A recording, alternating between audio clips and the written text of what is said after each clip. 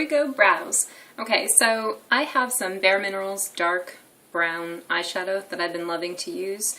And Bare Minerals is great because if you add just a little bit of water with the product, you get a like a paint, basically, and it's a more pigmented straight. There's a lot more control. You won't have the fallout like you have when you do eyeshadow and it kind of gets all over the place. You won't have that issue, especially when you're working with darker colors. I find that it's really helpful to get it to that paint-like texture and consistency. So I've already taken and I've sprayed just a little bit. I have a spray bottle here. It's got some rose water in it and I like to use that. It smells pretty. And tips with your eyebrow. When you start your eyebrows, always start off small and make sure you've got a good stiff angled tip brush. This one is from Ardell that I got at Sally's Beauty Supply, and I think it's just a great product. So you're going to start off, and you can always add more. So start with the thinnest line that you possibly know how to make and just do short strokes. If you do the shorter strokes, you guys will be able to see better when I do this brow. If you do the shorter strokes, you can always go back and add more, and if you make a mistake, it's a little mistake, it's not a big mistake. Now at this point, I should have some kind of background music. I suppose I could sing you a song, but I'll spare you. Now when you're making the arch of your eyebrow, just go like this and make a line. And basically, the arch of your eyebrow should hit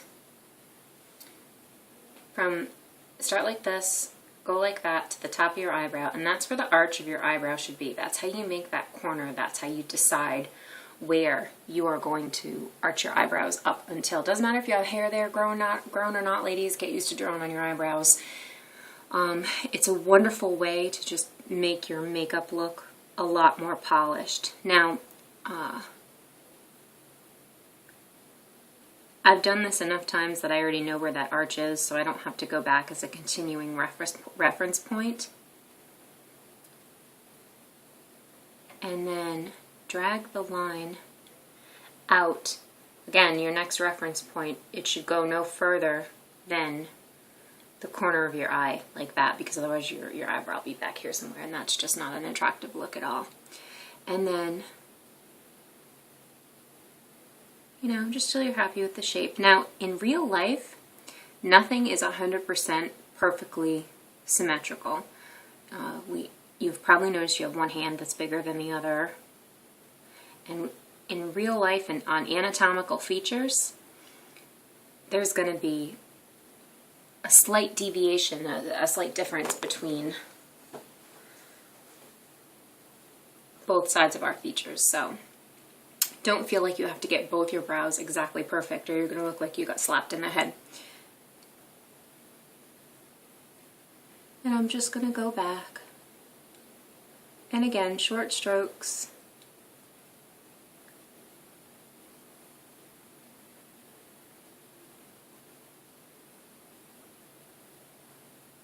And fill in my brows.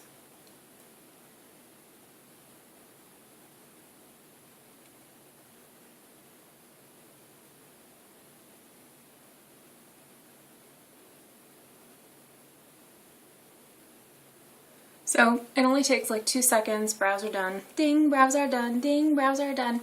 And I'm going to use the spoolie end and just sort of soften, because you don't want any harsh lines. You don't want to look like you've literally magic markered on your eyebrows. So I'm just going to go through and just sort of lightly comb the little fine hairs that I have here. When choosing a brow color, go with something that's one shade darker. Never go lighter. Like one shade darker than your brows. I'm using a particularly dark color because, in case you haven't noticed, my hair is bright red, and I just really appreciate the way that the brows look very striking against the red hair. So that's it. Brows are done. If you make a mistake, this is when it is handy to have a brush type concealer. So like, let's say you made a line that was noticeably thicker or whatever.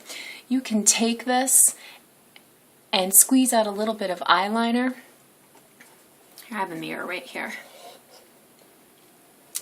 And you can go up in here and just very gently dab on your concealer and clean up that line, so you don't have to be afraid to make a mistake. I mean, personally, when I began starting like brows and stuff like that, like I would practice. When I was a teenager, I would go to my girlfriend's house and we would play makeup and all kinds of fun stuff. I'm just doing this for a point of, you know, just so you can see how it's done.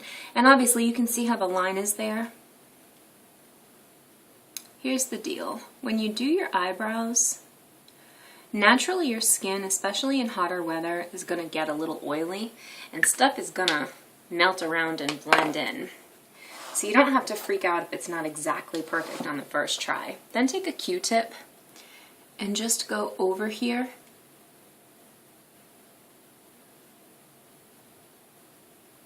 And you can just rub that little line in and just, I mean, you can see the line there, and you can just evaporate it.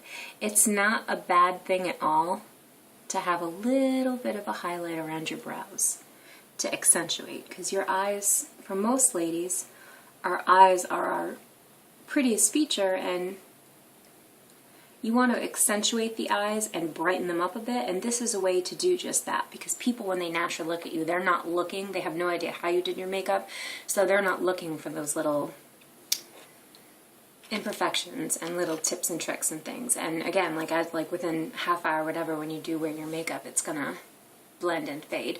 So next I'm gonna work onto eyeshadow, and again I'm gonna stop this video and begin another one so that if y'all had wanted to skip the brows or whatever, you could do that. So see you in a minute.